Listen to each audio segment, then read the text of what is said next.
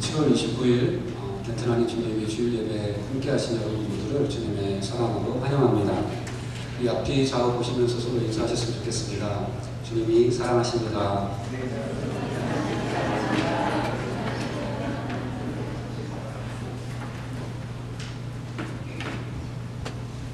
네, 저기 계시네요. 1년 전에 이제 콜로라도 주립대학교 교수님으로 가신 황가련 집사님, 정일순 집사님 가족이 한 1년여 만에 우리 교회를 지금 방문해 주셨습니다. 잠깐 일어나시면 저희 박수로 환영하겠습니다.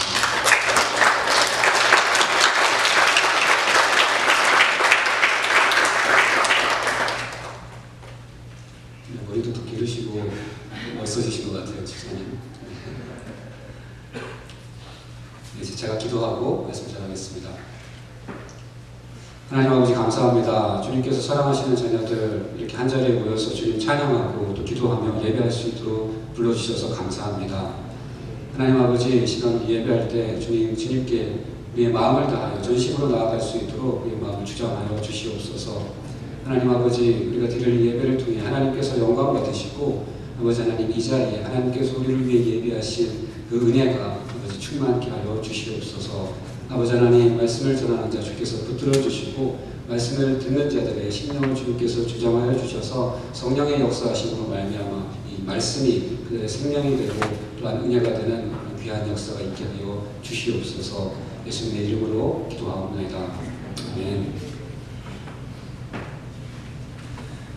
오늘 함께 보실 하나님의 말씀은 데살로니가 후서 2장 13절부터 17절까지 말씀입니다.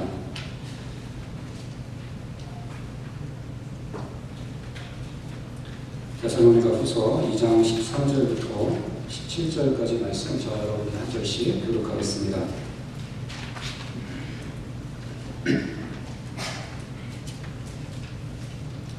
데살로니가 후서 2장 13절입니다. 주께서 사랑하시는 형제들아, 우리가 항상 너희에 관하여 마땅히 하나님께 감사할 것은 하나님이 처음부터 너희를 택하사 성령의 거룩하게 하심과 진리를 믿음으로 구원을 받게 하시니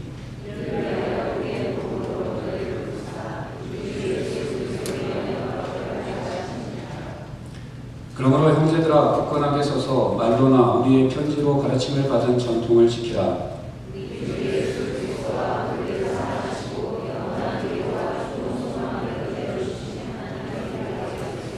함께 읽겠습니다.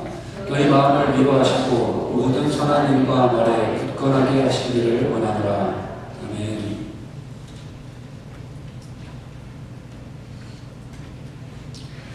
2주 전에 제가 설교 처음에 말씀드린 것처럼 데살로니가 후서는 총 3장으로 구성되어 있는데 각 장마다 데살로니가 교회가 겪고 있었던 문제 하나씩을 다루고 있습니다. 지난주에 보았듯이 데살로니가 후서 1장은 데살로니가 교회 교인들이 믿지 않는 사람들로부터 받았던 박해와 환난의 문제를 다루었습니다. 무고하게 고난받는 당신의 백성을 하나님은 왜 지금 당장 건지시지 않는가? 그런 하나님은 과연 의로우신가? 라는 질문에 바울은 2가지로 대답했습니다. 첫째로 하나님의 백성들이 그러한 고난 가운데도 인내하며 믿음을 지키는 것이 그들을 택하시고 불러 의롭다 선언하신 하나님의 공의를 입증한다고 했습니다.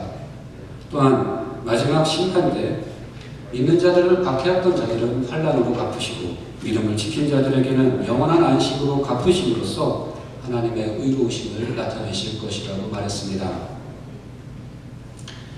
오늘 우리가 볼 데살로니가 후서 2장은 거짓 교사들의 가르침이라는 문제를 다루고 있습니다. 특별히 어떤 가르침이 데살로니가 교회를 혼란스럽게 하고 있었는지 2장 1절부터 3절 상반절까지 한번 읽어보겠습니다.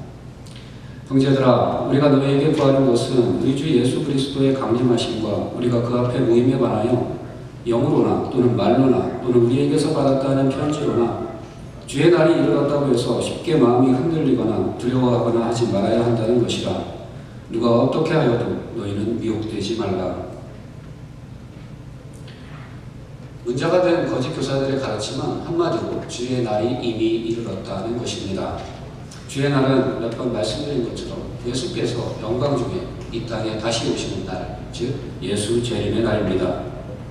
즉 거짓 교사들은 주님이 이미 재림했다고 가르쳤던 것입니다. 주님의 재림은 가시적이고 우주적인 것이 될 것이라고 주님도 가르치셨고 사도들도 그렇게 가르쳤건만 데살로니가 교회 교인들이 왜 이런 거짓 가르침에 현혹되었는지 사실 잘 이해가 되지 않습니다. 학자들은 이전에 나오는 우리에게서 받았다 하는 편지로나 라는 말에 기반하여 데살로니가 교회 교인들이 바울의 주의 날에 관한 가르침을 오해했을 수 있다고 추측합니다. 바울은 같은 교회에 보냈던 첫 번째 편지에서 이렇게 말한 바 있습니다. 형제들아, 너희는 어둠에 있지 아니하매 그 날이 도둑같이 너희에게 임하지 못하리니 너희는 다 빛의 아들이요 낮의 아들이라. 우리는 낮에 속하였으니. 이 구절에 나오는 날과 낮은 같은 헬라어 단어를 번역한 것입니다. 영어에서도 day라는 단어가 어떤 때에는 날이라는 뜻으로 사용되고 다른 때에는 낮이라는 의미로 쓰여지는 것과 똑같습니다. 그런데 데살로니가 교회 교인들이 거짓 교사들의 가르침에 속아 이 구절에 나오는 낮을 그 날, 즉 주의 날로 오해했다는 것입니다. 우리는 낮에 속하였으니 라는 바울의 이 은유적인 표현을 우리는 그날, 즉 주의 날에 속하였으니 라고 오해하여 바울도 그의 편지에서 주의 날이 이미 임했다고 가르쳤다는 생각을 하게 되었다는 것입니다. 데살로니가 교회 교인들이 주의 날에 관한 사도들의 가르침을 듣고도 거짓 가르침에 현혹될 수 있었던 또 다른 이유로 우리는 거짓 교사들이 예언을 사칭했을 가능성을 생각해 볼 수 있습니다. 하나님의 영, 즉 성령의 계시를 받아 하나님의 메시지를 전한다고 하면서 주의 날이 이미 이르렀다고 가르쳤을 것이라는 말입니다. 바울이 데살로니가후서 2장 2절 처음에서 영으로나 라고 했을 때 이는 아마도 그런 식으로 자신을 선지자 혹은 예언자인 것처럼 가장한 거짓 교사들의 행태를 지적한 것 같습니다. 사람들이 왜 이런 거짓 가르침에 넘어가는지 이해가 되지 않으실 수 있지만 사실 이런 일이 지금도 종종 일어납니다. 전 세계 약 800만 명의 신도를 가지고 있는 여호와 증인의 설립자 찰스 러셀 목사는 자신의 생전인 1874년에 주의 날이 이를 것이라고 가르쳤다가 후에 그 계산을 수정하여 1914년에 종말이 올 것이라고 가르쳤습니다. 그 해가 지나가고 러셀이 죽자 그의 후계자인 러더포드는 그리스도가 1914년 10월 1일에 실제로 오셨는데 다만 눈에 보이지 않게 오셨다고 주장했습니다. 그의 주장에 따르면 그리스도의 재림은 이미 일어났으며 따라서 그것을 기다려서는 안 된다는 것입니다. 주의 날이 이미 이르렀다는 가르침에 혼란을 겪고 있던 데살로니가 교회 교인들에게 바울은 단호히 말합니다. 쉽게 마음이 흔들리거나 두려워하거나 하지 말라. 누가 어떻게 하여도 너희가 미혹되지 말라. 즉 주의 날은 아직 이르지 아니하였다는 것입니다.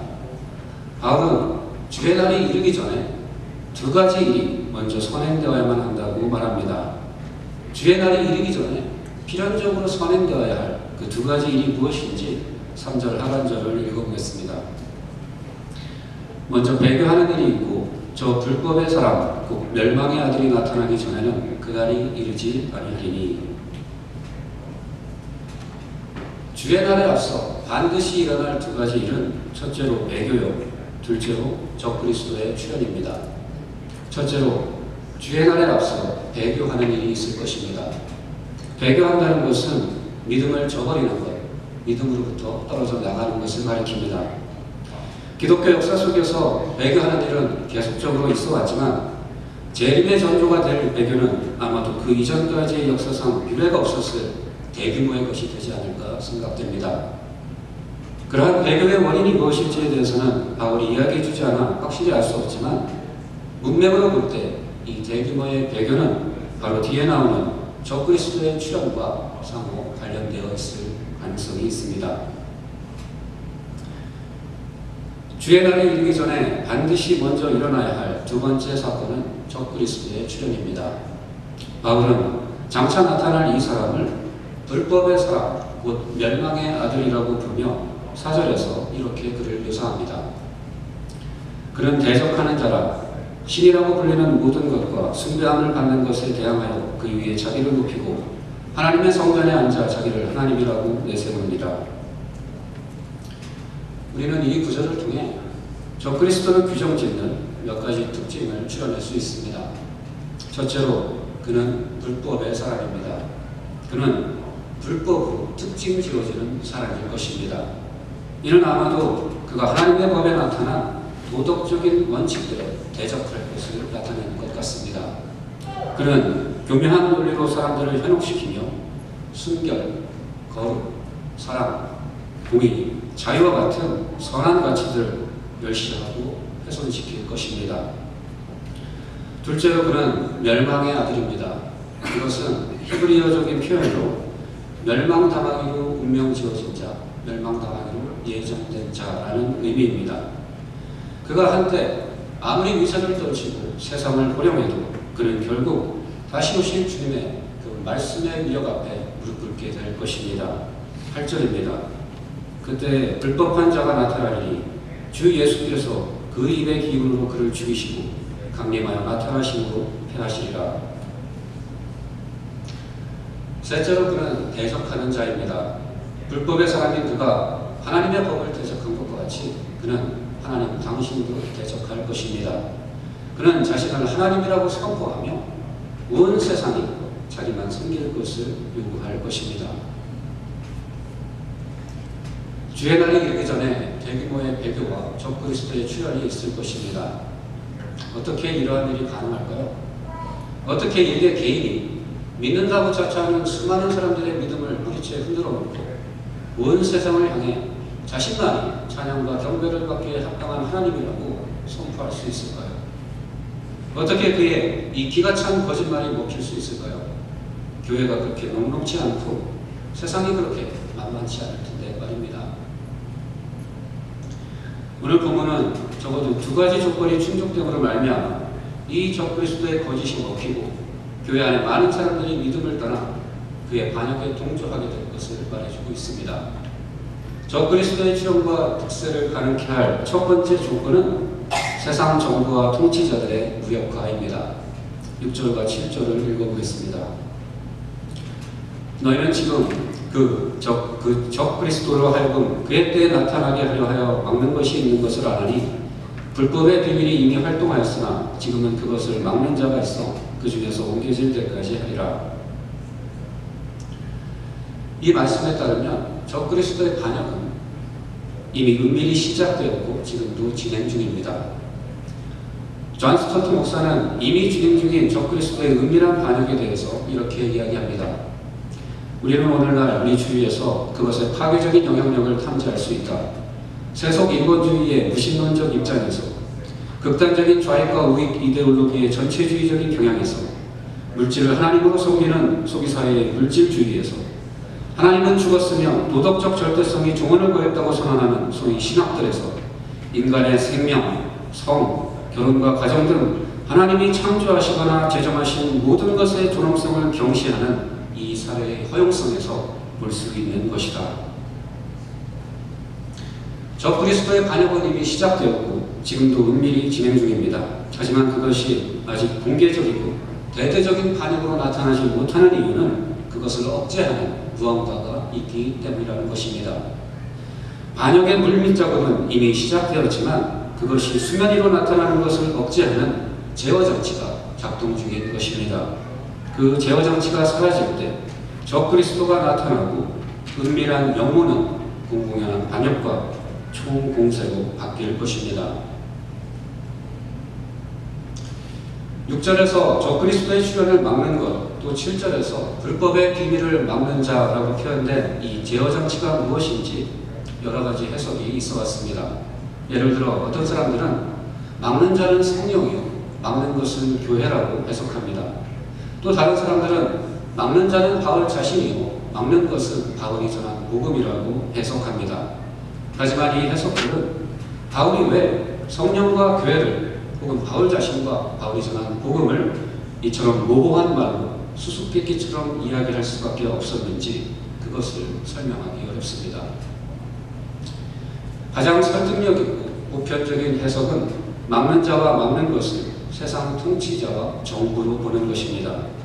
바울은 기본적으로 세상의 통치자와 정부를 불법과 악을 억제하고 처벌하며 선행을 장려하기 위해 하나님이 세우신 제도로 보았습니다. 세상 권력의 그 모든 약점과 불완전성에도 불구하고 그것은 공평과 정의와 선행을 장려하며 악행과 불법을 억제하는 하나님의 도구, 하나님의 종이라는 것입니다.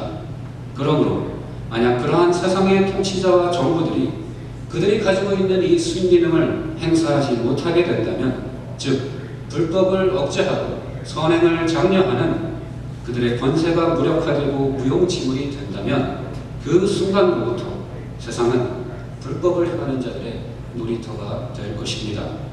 본문에 나오는 막는 것과 막는 자가 세상의 정부와 통치자들을 가리킨다고 보는 해석이 맞다면 바로 그렇게 악을 억제하고 선을 장려하는 세상 권세가 제거되는 바로 그때의 불법의 사람, 적그리스도가 출현할 것이라는 그러한 말씀입니다. 적그리스도의 출현과 득세를 가능케 할 두 번째 조건은 그가 행사할 능력입니다. 그는 사탄으로부터 받은 능력을 가지고 놀라운 기적들을 행할 것입니다. 그리고 그 기적들을 보고 세상뿐 아니라 그 안에 많은 사람들이 그 능력에 속아 참 믿음에서 떠날 것입니다. 본문 9절과 10절 상반절을 세 번역으로 읽어보겠습니다.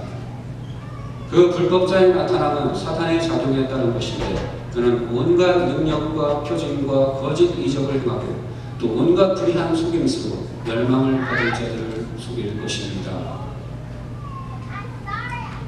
저 그리스도가 멸망의 아들인 것과 같이 그에게 속아 거짓을 믿는 자들 또한 반드시 멸망받을 것입니다.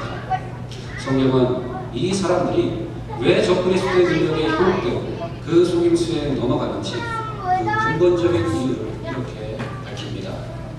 그것은 멸망을 받을 자들이 자기를 구원하실 진리에 대한 사랑을 받아들이지 않기 때문입니다. 좀 더 정확히 번역하면 이렇습니다. 그것은 멸망을 받을 자들이 자기를 구원하여 줄 진리의 사랑을 받아들이지 않기 때문입니다. 예수 그리스도의 복음은 하나님의 프로포즈요, 연애 편지입니다. 하나님이 왜 당신의 독생자를 이 세상에 보내시고 십자가에 내어주셨는지 성경은 이렇게 이야기합니다. 하나님이 세상을 이처럼 사랑하사 독생자를 주셨으니. 멸망받을 자들은 자기를 구원하실 진리, 즉 복음의 프로포즈를 거절합니다. 복음을 통해 하나님이 당신의 사랑을 나타내시는데도 그 사랑을 받아들이지 않습니다. 왜죠? 도대체 왜 받아들이지 않는 거죠? 복음을 통해 나타내신 그 지극하신 하나님의 사랑을 도대체 왜 거절하는 것일까요? 성경은 그 이유를 이렇게 이야기합니다. 그들이 진리의 사랑을 받아들이지 않는 것은 그들이 진리를 사랑하지 않기 때문이다. 여러분, 누군가 여러분에게 사랑한다고 나랑 사귀자고 할 때 거절하신 경험이 있으십니까? 그때 왜 거절하셨나요? 나도 그를 좋아하지만 그 사람이 재벌가의 아들이나 딸이어서 이 사람은 도저히 이루어질 수 없을 것 같아 거절하셨나요?